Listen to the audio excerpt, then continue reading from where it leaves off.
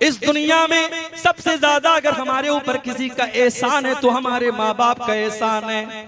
माँ को देखो 9 महीने अपने पेट में रखती है, 9 महीने अपने पेट में रखने की तकलीफ आपकी माँ बर्दाश्त करती है, और जब 9 महीने पूरे हो जाते हैं उस बच्चे को अपनी जान पर खेल करके अपनी जिंदगी को दांव पे लगा करके वो माँ जन्म देती है। बच्चा पैदा हो जाता है, अल्लाह ताला ने ये सिस्टम बनाया कि उसी माँ के बदन में उसके खून जिगर को अल्लाह ताला ने बच्चे की खुराक बना दिया। वो माँ 2 साल तक अपने बच्चे को अपना खून जिगर दूध की शक्ल में पिलाती है। मेरे प्यारे साथियों, उस माँ के एहसानात को तुम कभी नहीं चुका सकते।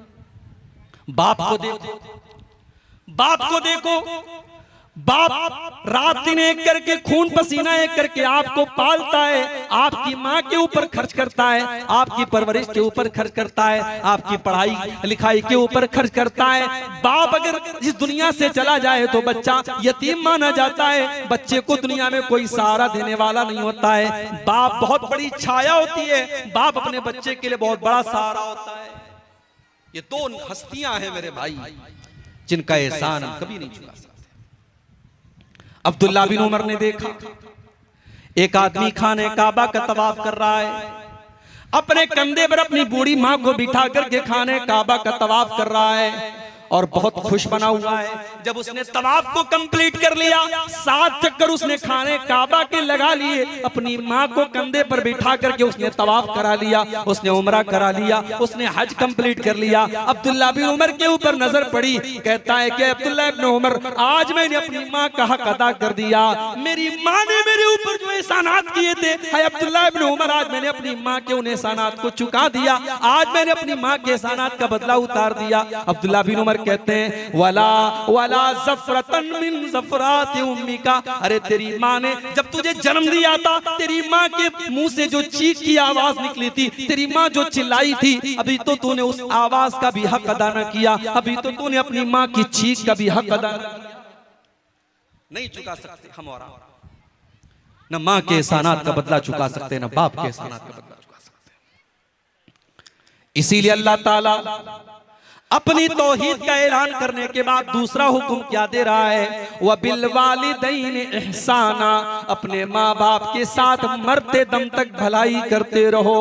इम्मा यबलुगन्ना इंदकल किबर अहदुहुमा औ किलाहुमा फला तकुल लहुमा उफ्फिन, अगर तुम्हारे वालिदैन में से कोई एक तुमको बुढ़ापे में मिल जाए या दोनों बुढ़ापे में मिल जाएं, अगर दोनों मिल गए तब तो अच्छी बात है, और एक अगर चला गया, माँ चली गई बाप बचा, बाप चला गया तो माँ बची, जब एक बचाए तो वो तो और ज्यादा तुम्हारी मदद का हकदार है, वो तो और ज्यादा तुम्हारे प्यार का हकदार है। वो अगर अकेला हो गया, कल तक बुढ़िया मौजूद थी, बूढ़े को कोई तकलीफ होती थी बुढ़िया से शेयर कर लेता था, बूढ़ी माँ को कोई तकलीफ होती थी अपने शौहर से शेयर कर लिया करती थी। आज शौहर का इंतकाल हो गया, वो बुढ़िया वो माँ आज अकेली हो गई, वो रात में किसी के साथ अपने दुख दर्द को बयान नहीं कर सकती। इसीलिए अल्लाह ने पहले एक का जिक्र किया, फरमाया इम्मा यबलुगन्ना इंदकल किबर अहदुहुमा औ किलाहुमा, अगर किसी एक को तुम बुढ़ापे की हालत में पालो या दोनों को बुढ़ापे की हालत में पालो, फला तकुल लहुमा उफ्फिन, तो खबरदार अपनी बूढ़ी माँ को, अपने बूढ़े बाप को तुम कभी उफ भी मत कहना, उफ भी मत कहना। अरबी जबान में किसी को तकलीफ पहुंचाने के लिए सबसे हल्का अगर कोई लफ्ज है उफ है। अल्लाह ने कहा कि उफ भी मत कहना, यानी तकलीफ पहुंचाना, उनसे बदतमीजी करना, उनकी आंखों में आंसू लाना तो बड़ी दूर की बात है। तुम्हें अपनी जुबान से कोई ऐसा लफ्ज भी नहीं निकालना है जिससे तुम्हारी माँ को तकलीफ पहुंचे, तुम्हारे बाप को तकलीफ पहुंचे। यहां एक बात की और वजाहत कर देता हूं, जरूरी नहीं है हर मसले में माँ बाप सही हो, माँ बाप की जिद गलत भी हो सकती है, माँ बाप का फैसला गलत भी हो सकता है। अगर माँ बाप की कोई गलत बात है आप मत मानो मेरे भाई, उनकी हर बात मानना जरूरी नहीं है, उनकी गलत बात को आप इनकार कर सकते हो, मगर बदतमीजी करने का, उनको तकलीफ पहुंचाने की अथॉरिटी आपको नहीं है। उनकी गलत बात आप मत मानिए, लेकिन उनके साथ अच्छा सलूक करते रहिए। आपकी बीवी है, माँ की आपकी बीवी के साथ नहीं बन पा रही है, आपने बहुत मैनेज करने की कोशिश की, बहुत संभालने की कोशिश की, लेकिन माँ में और बीवी में नहीं बन पा रही है, सास और बहू में नहीं निभ पा रही, कोई मसला नहीं, आप अपनी बीवी के साथ अलग रहो, आप अपना किचन अलग कर लो, माँ के साथ अच्छा सलूक करते रहो, माँ की जरूरतों को पूरा करते रहो, माँ को कोई तकलीफ न पहुंचाओ। लेकिन जब देख लिया कि ज्वाइंट फैमिली में साथ में रहना बहुत मुश्किल है, तो कोई बात नहीं, आप अपनी बीवी का भी हक अदा करो, बीवी को अलग कर सकते हैं अलग। जरूरी नहीं है कोई, ये फर्ज नहीं है कि माँ और बीवी में नहीं निभ पा रही है, झगड़े हो रहे हैं सास और बहू के, और हम जबरदस्ती दोनों की जिंदगी को आजाद बना के रखें। नहीं, बीवी का हक अपनी जगह है, माँ का हक अपनी जगह है, आप अलग रहिए बीवी के साथ, आप अपना किचन अलग कर लीजिए, रिहाइश अलग कर लीजिए, लेकिन माँ के साथ अच्छा सलूक करते रहिए। अल्लाह ने फरमाया उनको उफ भी न कहना, वला तनहरहुमा, उनको कभी डांट फटकार करके उनसे बात न करना, वकुल्लहुमा कौलन करीमा, और जब भी अपने माँ बाप से तुम बात करना तो बड़े अदब के साथ बात करना, बड़ी तमीज के साथ बात करना।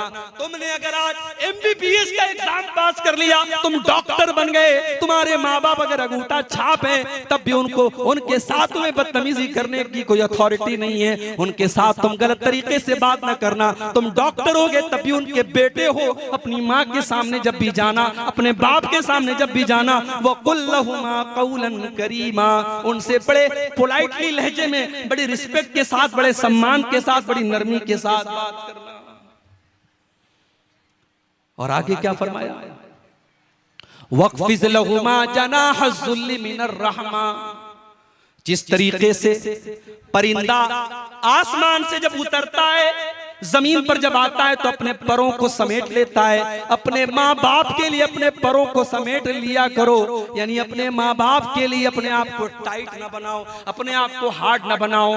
दुनिया में जितना भी नाम कमा लो, जितनी भी दौलत कमा लो, अपने माँ बाप के लिए हमेशा अपने आप को सॉफ्ट बना के रखो, अपने आप को नरम बना के रखो। वक़ुर रब्बिरहमहुमा कमा रब्बयानी सगीरा, और ये दुआ किया करो कि ऐ मेरे परवरदिगार, मेरे माँ ने मेरे ऊपर जो एहसान किया, मेरे बाप ने जो एहसान किया, आय अल्लाह मैं उनको चुका नहीं सकता, आय अल्लाह मैं तेरे ऊपर छोड़ देता हूँ, तू रहम फरमा। आय अल्लाह जिस तरीके से मेरे माँ बाप ने मुझे पाला है।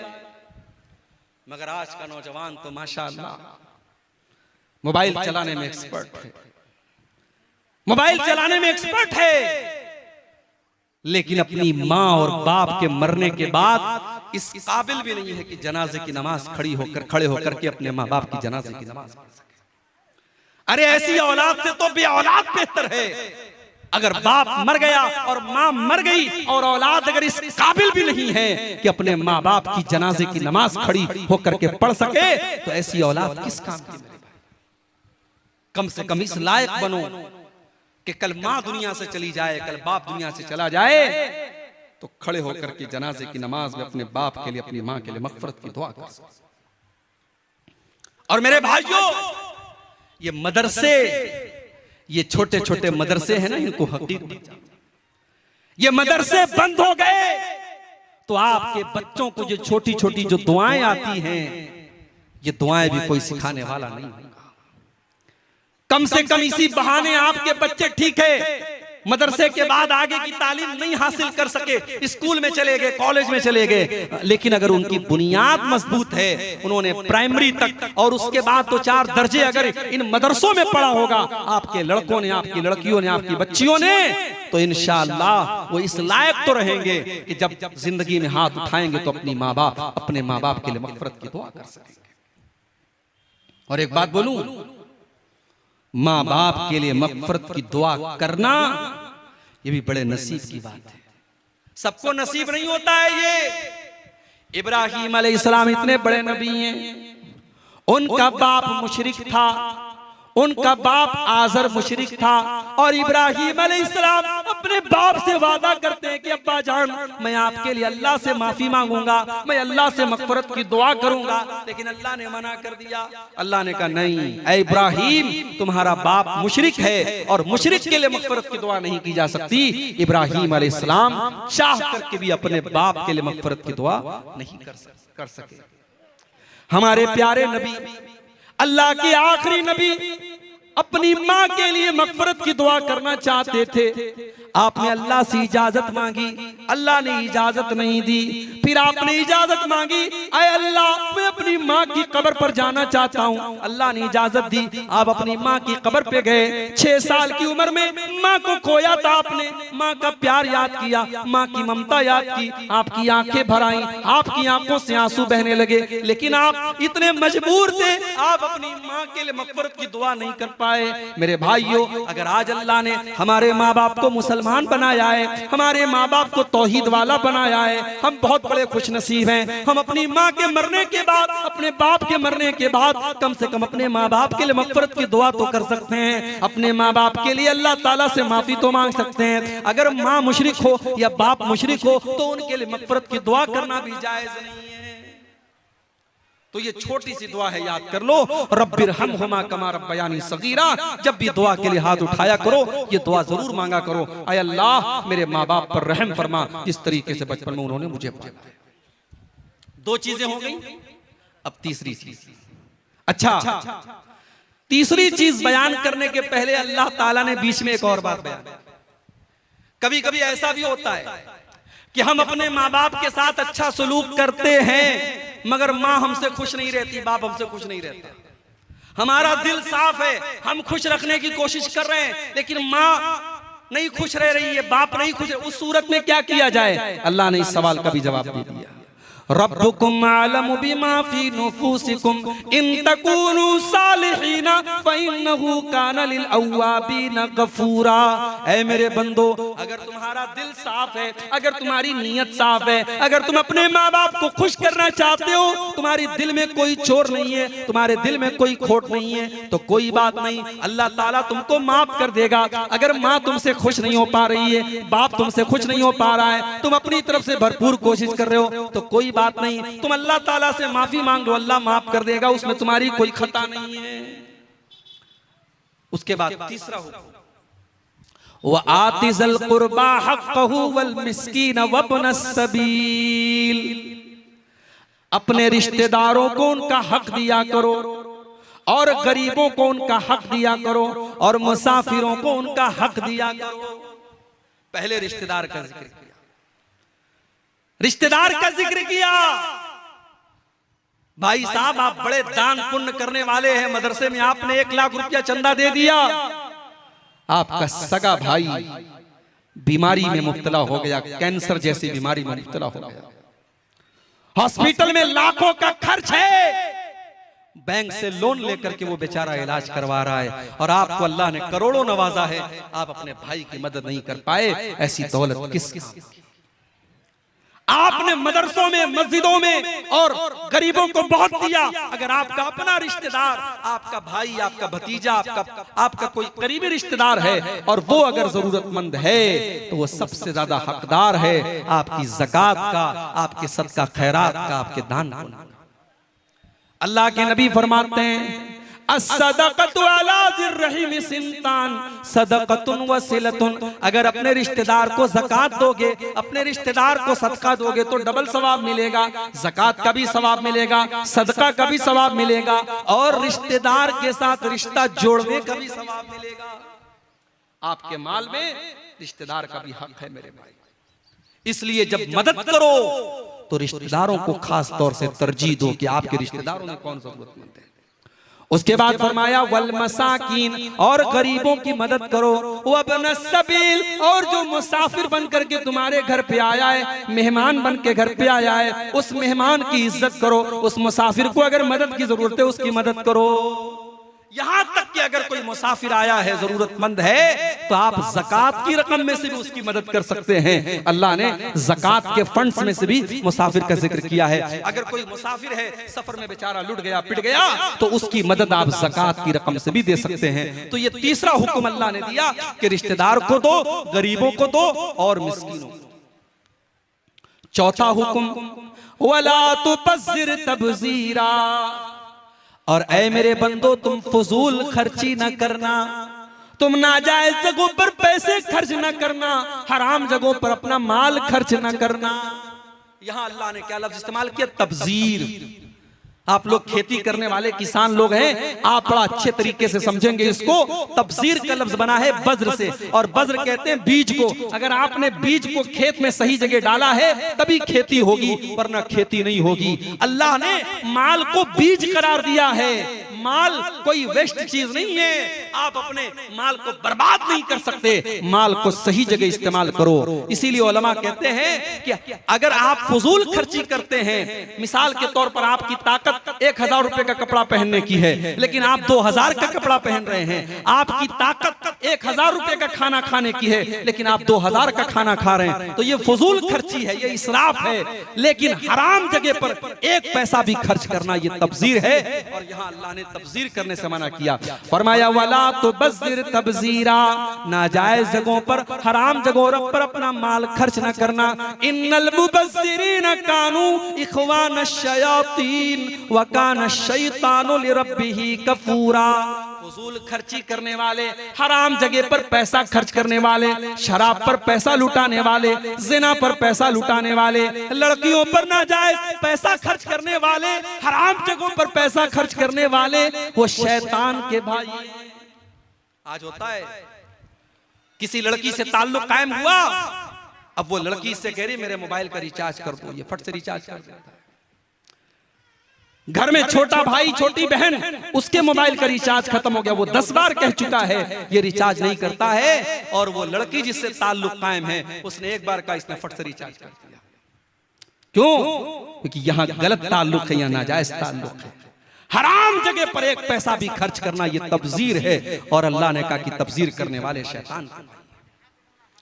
ये माल हमारा नहीं है मेरे भाई, ये माल अल्लाह का है, हमें इस्तेमाल करने के लिए मिला है।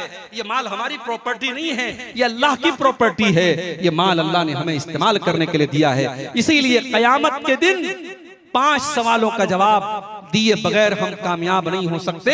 उन 5 सवालों में ये सवाल भी किया जाएगा, वअन मालिही मिन ऐन इक्तसबहु व फीमा अनफक़हु, तूने माल कहां से कमाया था और कहां खर्च किया था।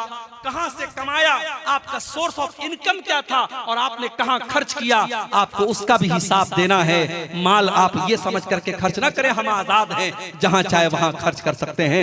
माल के खर्च का भी हिसाब आपको अल्लाह क्या देना। 4 चीजें हो गई। अब उसके बाद 5वीं चीज, आपके घर पे कोई आया, मदरसे के लिए आया, मस्जिद के लिए आया, कोई गरीब आया, कोई साइल आया, कोई यतीम आया। अभी आपके पास पैसा नहीं है, अभी आपका हाथ टाइट बना हुआ है, आप परेशान हैं, आपके पास अभी उस गरीब की मदद करने के लायक पैसा नहीं है। अब आप क्या करेंगे? क्या आप उस गरीब के साथ बदतमीजी करेंगे? क्या उसको धक्का दे करके निकाल देंगे? जैसे मुंबई वगैरह में और बड़े बड़े शहरों में होता है, हमारे जो मदरसे के चंदा लेने वाले बेचारे मौलवी हजरात जाते हैं, कभी वो मंजर आप जाकर के देखिए तो आंखों में आंसू आ जाएंगे।